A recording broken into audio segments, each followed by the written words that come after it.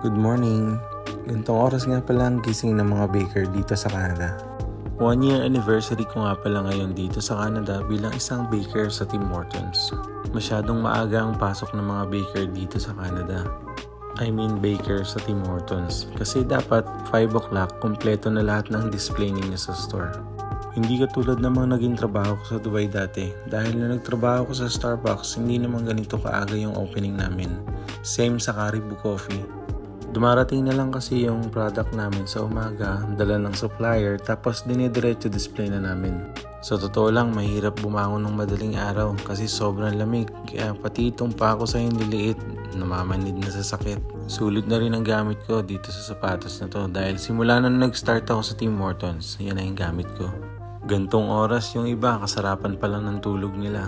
Ang maganda lang sa baker dito is yung maaga rin ang uwi mo dahil 11:30 na sa bahay na ako. Mahirap din kung araw-araw na ganito ang pasok dahil kailangan 6 o'clock pa lang tulog ka na. At dahil nga malapit lang naman ako sa trabaho, kahit 2:51, safe pa rin ang pagpasok ko. Nagdadala rin ako ng speaker kasi mababaliw ako talaga sa sobrang katahimikan dun.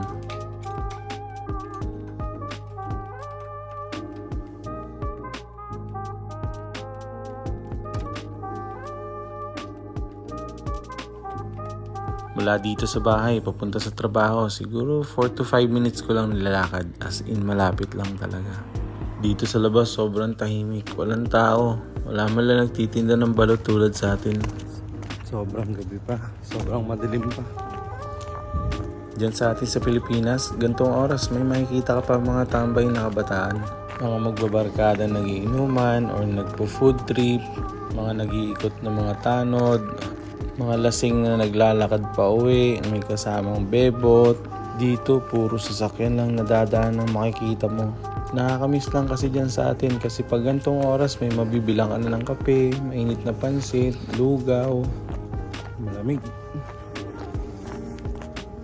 Ganitong oras talaga pumapasok pagka opening baker ako. Bumabangon ako ng 2:30 tapos maalis ako ng 2:50 or minsan 2:55 ganun. Kasi malapit lang naman yung trabaho ko dito sa bahay namin. More or less 5 minutes lang siya. Ano rin.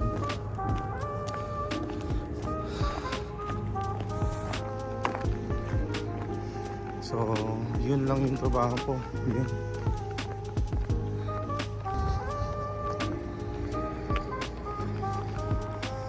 So, ito lang yung trabaho ko. Yun lang kalapit. Wala nga palang tao-tao dito sa Shell. Katulad na lang dito sa Shell. Yung Shell dyan sa atin sa Pilipinas, marami kagad tao dyan. Merong mga staff na gasoline boy or gasoline girl. Dito wala. As in, sarado pa lahat.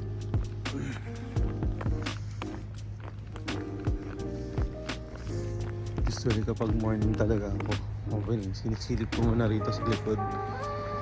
Minsan kasi tinatambayan to ng mga homeless.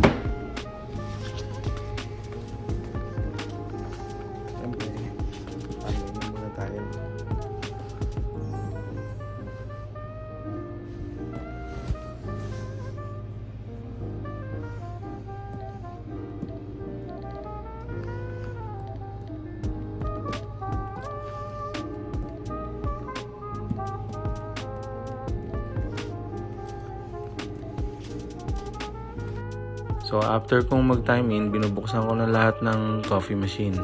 Para pag dumating yung 4:30 AM na staff, mainit na yung lahat ng mga coffee machine namin. So pwede nyo nang salangan ng coffee. Ganon din tong steep tea machine. Para later, okay na yung temperature niya. Itong soup warmer, open ko na rin yan. Kasi gagamitin ko rin sa fondant mamaya. Tsaka yung espresso machine, Wala nang calibration tong espresso machine, ganyan lang. Dito sa drive-thru naman, meron ding dalawang coffee machine. Bubuksan ko lang siya para mamaya ready na. Sinasabay ko na rin tong warmer ng mga hash brown, egg, and sausage. Same ng panini grill. Itong bread toaster, sinasabay ko na rin. Actually, tulong na lang tong lahat para sa mga morning shift. Para pag dumating sila is kahit pa paano, hindi na sila maghihintay na mag-init pa yung lahat na equipments nila. So, binubuksan ko na lang. So, ito na yung basic na ginagawa talaga ng opening baker. Mag-i-start na ako sa soup dahil yung soup na isasalang ko dalawa. Isang chicken noodle soup at saka chili. Actually, prepare naman na siya. Kailangan mo na lang siyang isalang. Yun nga lang frozen kaya it will take time. Tinitignan ko muna kung may mga tubig ba yung pan or wala. Dahil bago ko isalang, dapat siguradong may tubig na yung ilalim. Otherwise, hindi siya maluluto. Masusunog lang siya. Yung soup na to kasi kiniluluto lang siya through steam. Ito na yung chicken noodle soup. So, pagdating ng 5 o'clock na sandwich bar, siya nang bahala mag-transfer niyan sa mga container. So, it's time para alisin ko na tong jacket kasi magiging mainit na dun sa area ko sa may oven.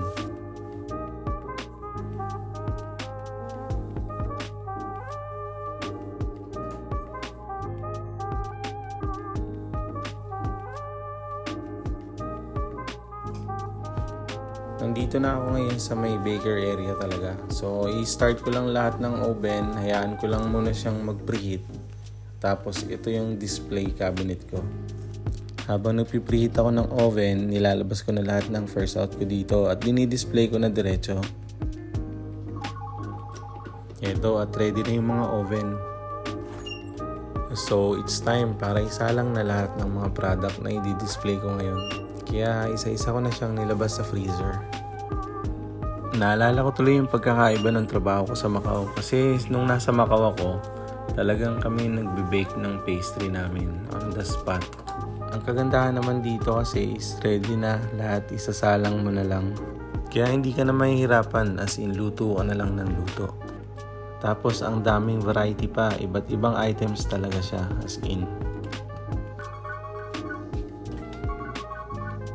Dito, salang, labas, salang, display. Ganun lang talagang sistema ng luto ng baker dito sa Tim Hortons. Kaya kung tutusin, madali lang talaga ang trabaho dito sa Tim Hortons.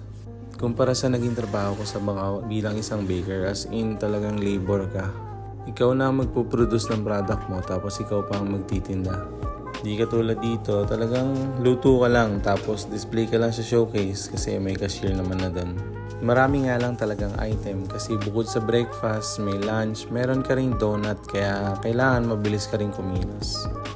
Pagdating ko naman sa umaga, meron silang tinatawag dito na staging, which is yung tinatawag naman namin doon sa Macau na may backup na nalulutuin para sa umaga. Kaya pagpasok ko, salang na lang ako ng salang, palamig, tapos display.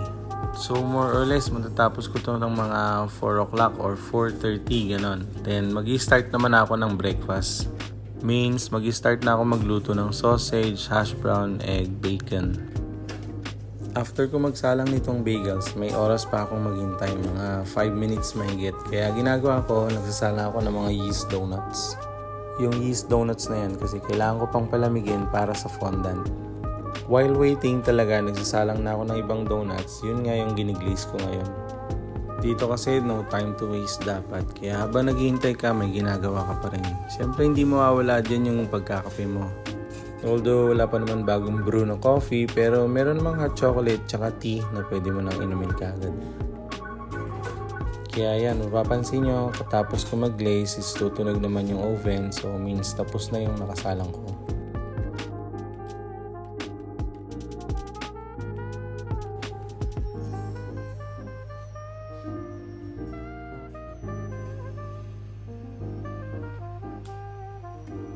Natapos ko na tong isang side, kaya makikita nyo puno na yung display.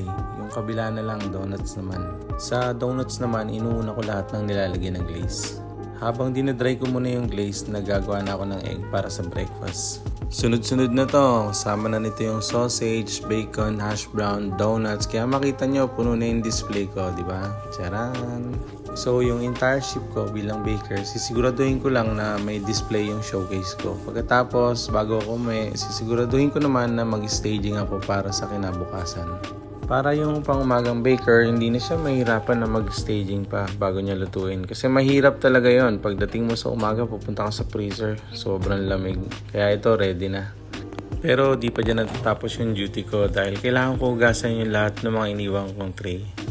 Init, lamig, tubig, yan ang kalaban mo pag baker ka dito sa Tim Hortons. Pero hindi mo kasi basta pwedeng iwan yan dahil part yan ng responsibilidad mo as a baker. Isa sa mabigat na buhatin dito is yung glazer, pero after nun wala na, kaya mo na lahat. Ngayon, oras na para umuwi ang bida. Alas 11:30 na. Kaya para dun sa mga papunta pa lang dito as a Tim Hortons baker, kung gusto nyo magtanong, PM lang kayo dito or mag-comment lang kayo below. Baka matulungan ko kayo. Pwede ko kayong sagutin through video kung mayroon kayong gustong matutunan or kahit ano pa man. Please, feel free. Okay lang mag-comment kayo dyan kung paano gumawa ng soup, ng donut, mag-glaze, mag-fondant. Don't worry, as long as naalam ko, tuturo ko po sa inyo. Lalo na po dun sa mga papunta na dito sa Canada, Tim Hortons Baker, PM lang po kayo. So, keep safe guys at uwi na. As usual, lakad ulit pa uwi. So, ngayon mas makikita nyo na maliwanag. Ito na yung daanan namin pa uwi. As in, ganyan lang. Tahimik. Ito na yung bahay namin, palatandaan itong may kalbong puno. Tabing kalsada nga pala kami kaya medyo maingay ito sa madaling araw. Mukhang luma na yung building namin pero okay pa naman, at least malapit sa trabaho.